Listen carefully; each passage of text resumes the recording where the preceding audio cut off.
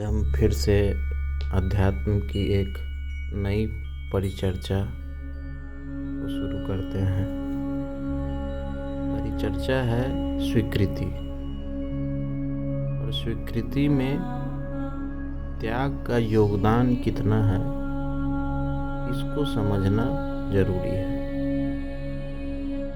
और ये दोनों चीज़ें हमें बेहद अच्छे तरीके से समझ में कब आती हैं, जब हम अपने दर्शन शास्त्र को जानते हैं। तो हमारा जो दर्शन शास्त्र है वो कहता है कि अंतर्मुख होना मनुष्य का उद्देश्य है। और पश्चिमी जो दर्शन शास्त्र है वो बाहरी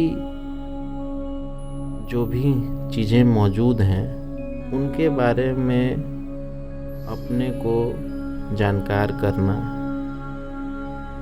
बतलाता है। बाहरी दुनिया में ज़्यादा इंटरेस्ट रहता है। तो ये इंडियन फिलॉसफी और वेस्टर्न फिलॉसफी में बेसिक डिफरेंस यही है कि इनकारनेशन तक पहुंचने के लिए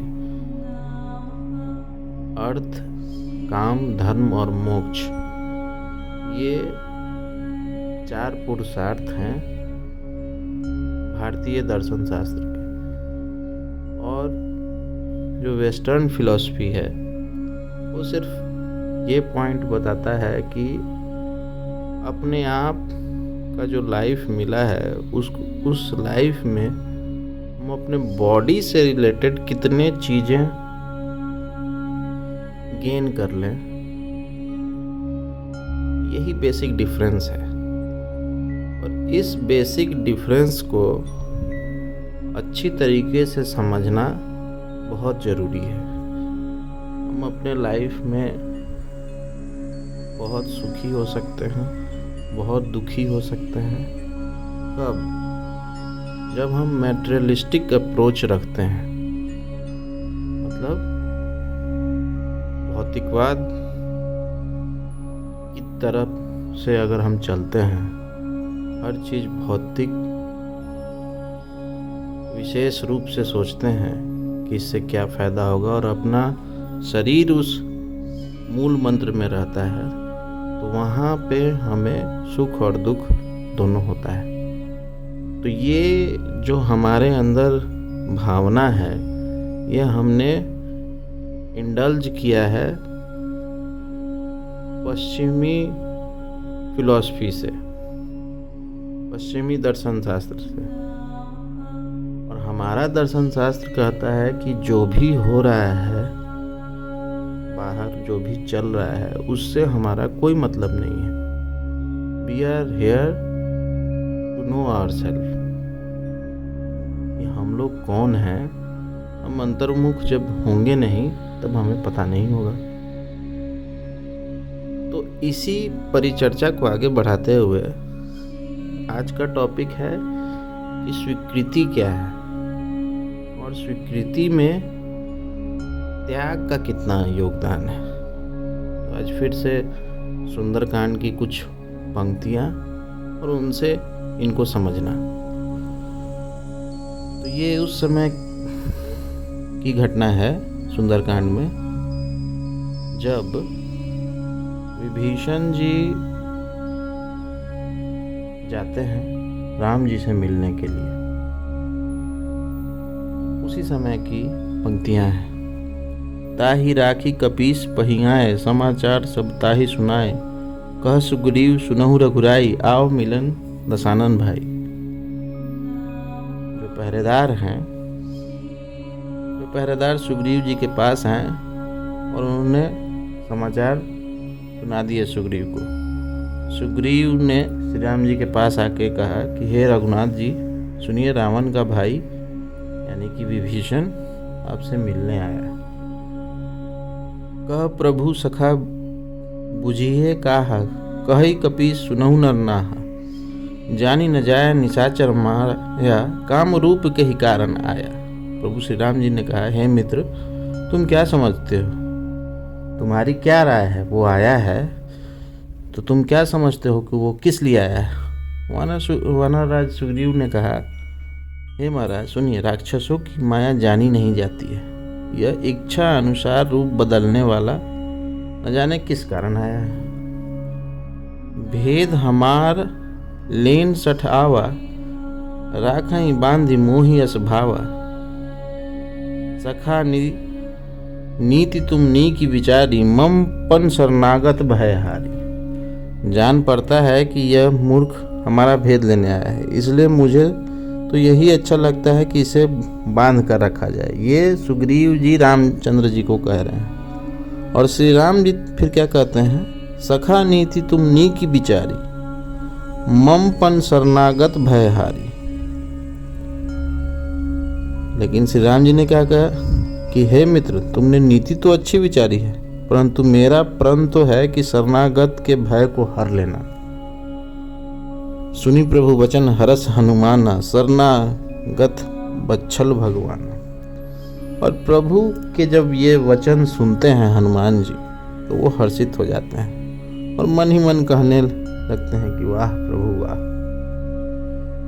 भगवान कैसे शरणागत वत्सल हैं, शरण में आए हुए पर पिता की भांति प्रेम करने वाले हैं।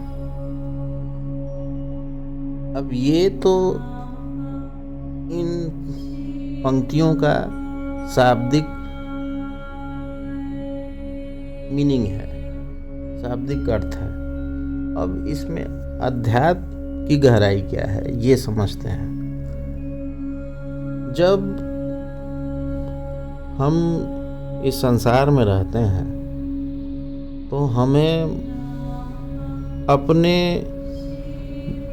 दशा में रहने की आदत रहती है। हमारी दशा क्या है? तो हमारा दशा है कि हम हमेशा सुखपूर्वक रहना चाहते हैं। कोई भी आदमी हो, किसी भी स्टेट का आदमी हो, किसी भी स्टेट में रहता हो, मतलब जैसी भी हमारी स्थिति है, हम उसमें सुखपूर्वक रहना चाहते हैं।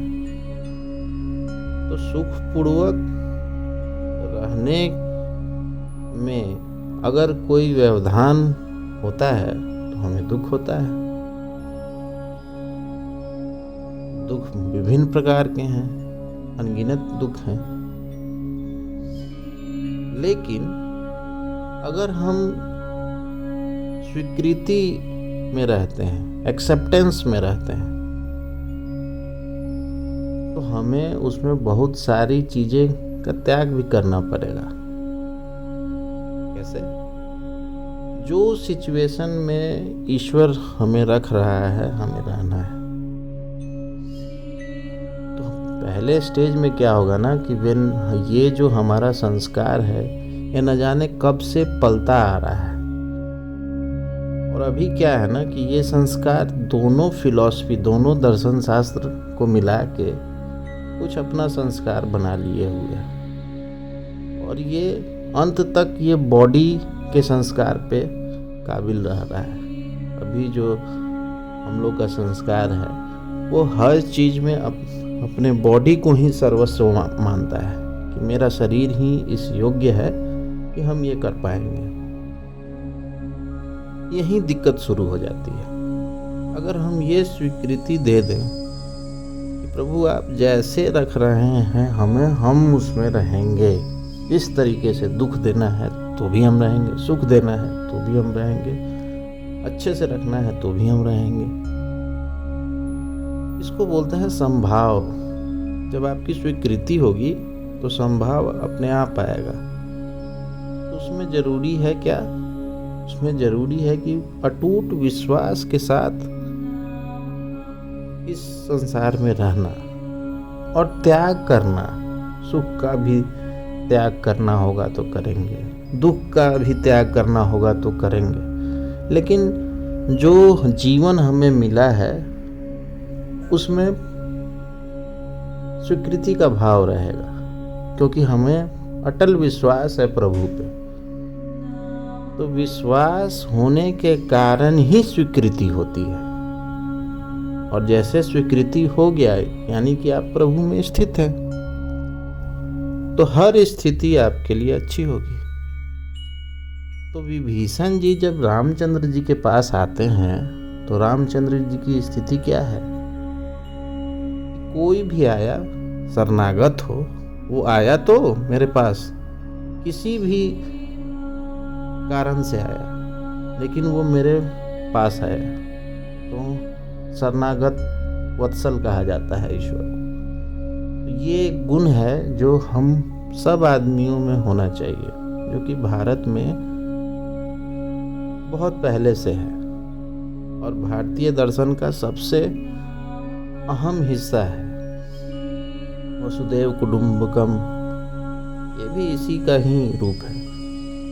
तो हमें ये समझना है कि हम अगर स्वीकृति में रहते हैं कि हमारे साथ कुछ बुरे हैं, कुछ अच्छे हैं, कुछ अच्छाई के साथ रहने वाले हैं, कुछ बुराई के साथ रहने वाले हैं, किन्हीं में दुर्गुण है, किन्हीं में सगुण है, हम सब एक साथ मिल के रह रहे हैं और सब कोई को हम लोग स्वीकृति देते हैं।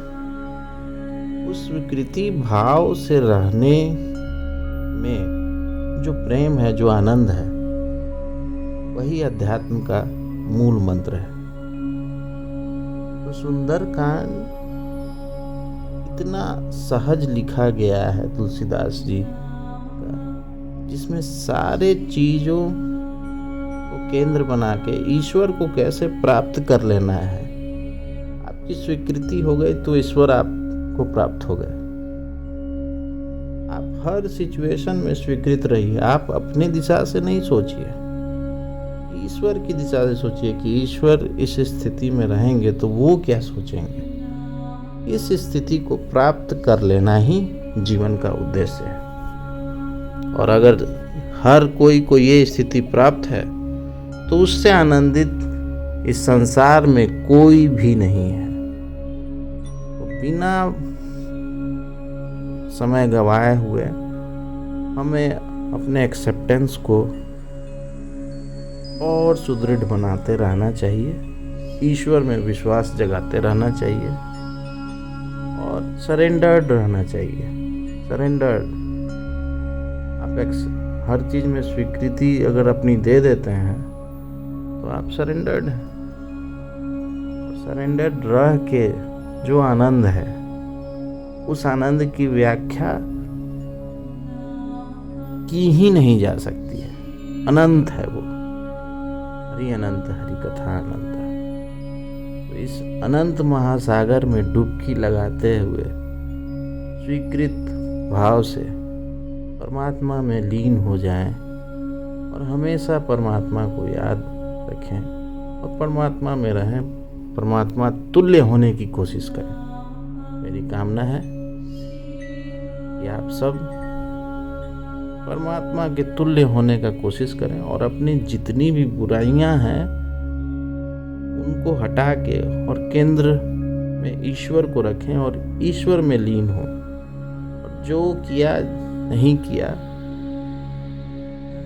उसको हटा के और सीधे ईश्वर के चरणों में गिरा जाए और कहा जाए कि ईश्वर, जो भी मैंने जाने अनजाने में गलती किया, सही किया, अब मैं तुम्हारे शरणागत हूँ और जैसी भी स्थिति तुमने दी है वो मुझे स्वीकार्य है।